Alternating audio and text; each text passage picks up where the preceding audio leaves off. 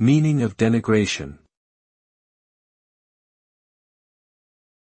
Denigration. Denigration.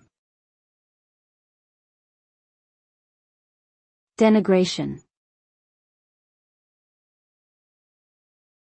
Denigration.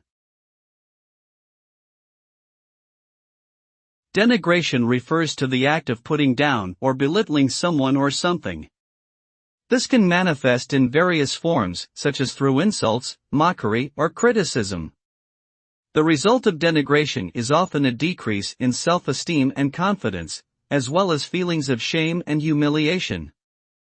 It can also lead to strained relationships and a negative impact on mental health.